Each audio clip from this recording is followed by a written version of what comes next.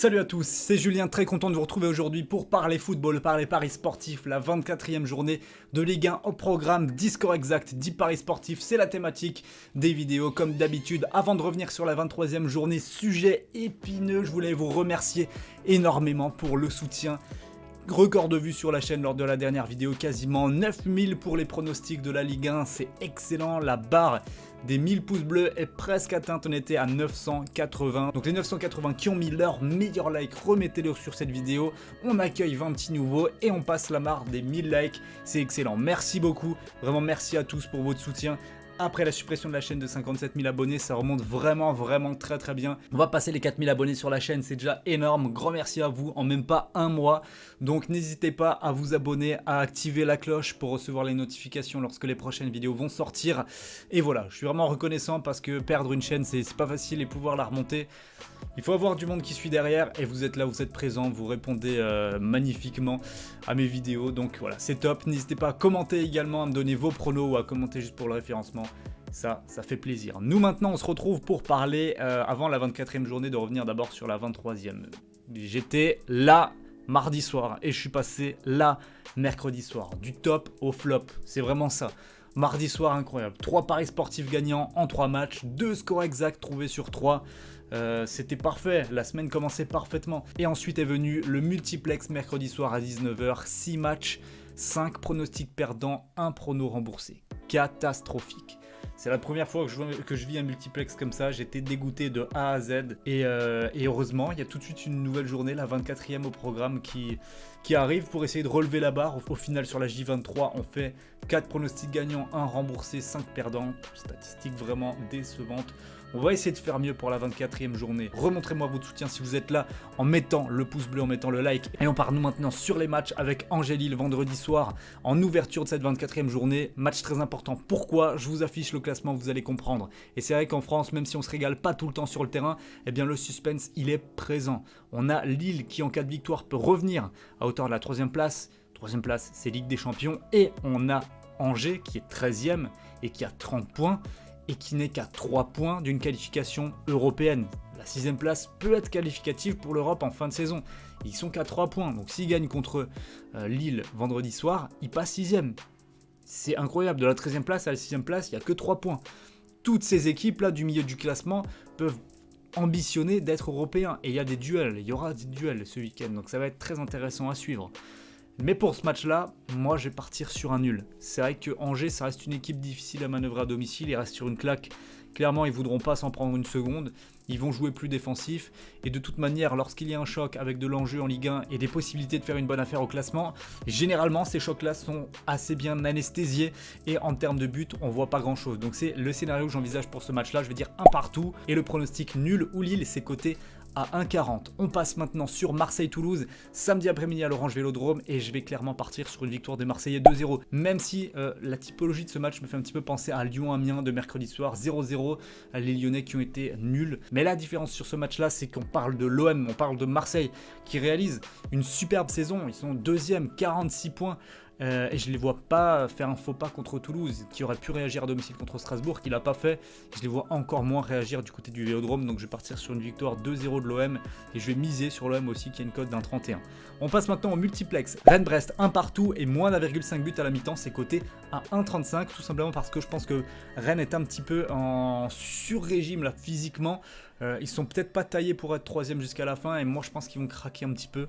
Donc je les vois bien concéder le nul à domicile face à Brest, qui a mis du temps à être dangereux face à Bordeaux, mais qui a très bien fini la rencontre, alors que paradoxalement ils étaient à 10 contre 11. Donc attention à Brest qui va venir décomplexer. Maintenant je passe à un match que j'envisage un petit peu plus spectaculaire, c'est Metz contre Bordeaux. Metz qui va très bien, ça fait 7 matchs en Ligue 1 qu'ils n'ont plus perdu. Ils en avaient gagné 3 de suite avant d'aller chercher un nul du côté de Montpellier, un but partout. Donc clairement Metz est en très bonne forme. Mais on le sait, dans la Ligue 1 c'est dur de faire des séries. Et lorsque tu es un petit peu trop en forme, généralement tu retombes rapidement dans la réalité. Là à domicile face à Bordeaux, tu te dis Bordeaux c'est assez irrégulier, il y a moyen de choper une victoire.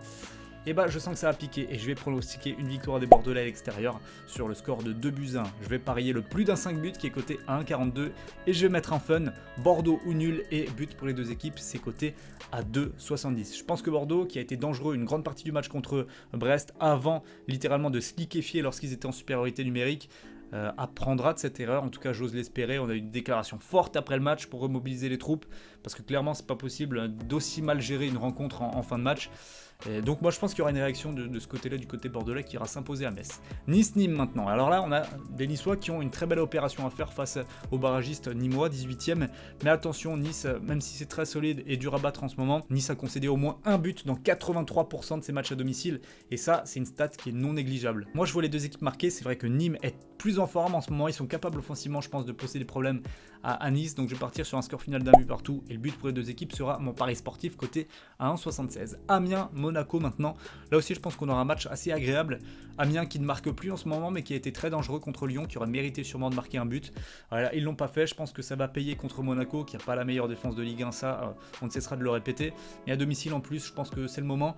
Après en termes de résultats, Monaco j'ai peur parce que je pense qu'ils sont capables d'avoir un souffle intéressant en ce moment là avec Jovetic, avec Fofana.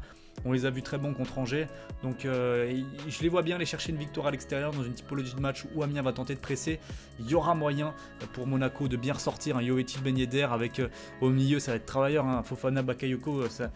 J'ai hâte de voir l'association, Bakayoko qui devrait revenir de suspension si je dis pas de bêtises. Donc moi je vois Monaco s'imposer 2-1 à l'extérieur et je vais parier sur le plus de 0,5 buts à la mi-temps qui est quand même coté à 1,35. Dijon-Nantes maintenant, je vais dire 2-1 pour les locaux, pour les Dijonais qui sont durs à jouer en ce moment, même s'ils ont perdu 2-0 du côté de Nîmes.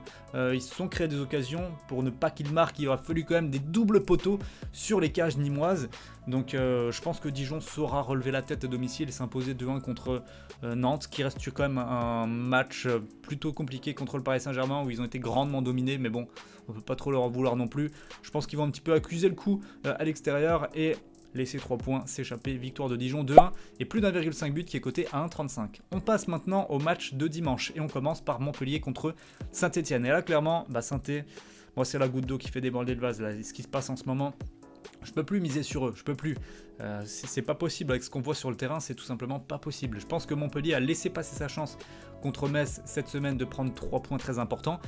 Ils l'ont laissé passer une fois, mais à mon avis, pas deux. Et je les vois s'imposer assez largement contre Saint-Etienne, 3-1. Je vais partir sur victoire de Montpellier à 2,05 et victoire par au moins 2 buts d'écart en fun, côté à 3,70. Montpellier, avec l'équipe type qu'ils ont, pour moi ils sont largement supérieurs à ce que Saint-Etienne propose depuis quelques semaines maintenant. Donc voilà, c'est pour ça que je pronostique cette victoire. À 17h, on a un choc important pour la course à l'Europe. Et oui, c'est Strasbourg-Reims. Ça peut paraître surprenant, mais Reims est 7ème, Strasbourg est 9ème, ils ont tous les deux 33 points. Et en cas de vainqueur, ça ferait une très très belle opération dans la course à l'Europe. Et j'espère que ce sera les Strasbourgeois en tant que supporters de l'équipe, mais je pense qu'à domicile, ils ont également les capacités de le faire. À la Méno, ça fait un bout de temps qu'on n'a pas vu de victoire. Il y a eu un match extrêmement frustrant contre Lille où ils perdent 2-1 et je pense qu'ils ne laisseront pas passer leur chance contre Reims. Donc je dirais victoire 1-0, mais je m'attends à un match vraiment très difficile, âprement disputé et je dirais nul mi-temps pour le pari sportif côté à 1,72. Enfin, je vais quand même prendre la victoire de Strasbourg qui est côté à 2,13 à domicile. Ça reste intéressant, Strasbourg qui est bon ces dernières semaines, ils sont dedans, ils sont dans leur sujet. Pourquoi pas rêver un petit peu plus haut et s'imposer à domicile. On passe au dernier match maintenant, celui qui oppose Paris à Lyon, le choc de cette 24e journée. Et enfin, je dis le choc, mais en réalité, si tu regardes le niveau de jeu des Lyonnais depuis quelques semaines, il n'y a pas de raison de penser à un choc, mais plutôt de penser à, malheureusement, pour le suspense en Ligue 1, mais à une grosse victoire de Paris. Moi, je vais dire 4-2.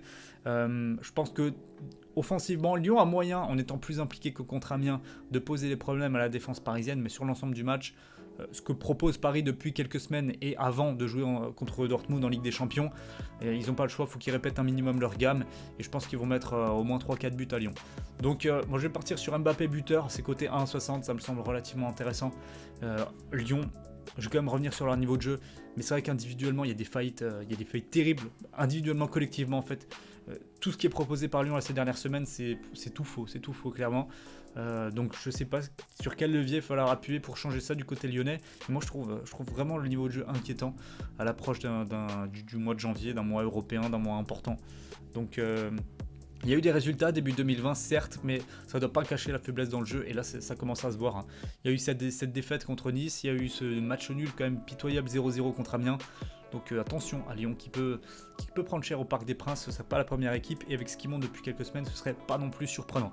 Donc voilà pour mes pronostics de la 24e journée de Ligue 1. J'espère que la vidéo vous aura plu. Si c'est le cas, le like, le commentaire, l'abonnement, la base. Et nous on se retrouve très bientôt toujours pour du contenu sur le football. Ciao.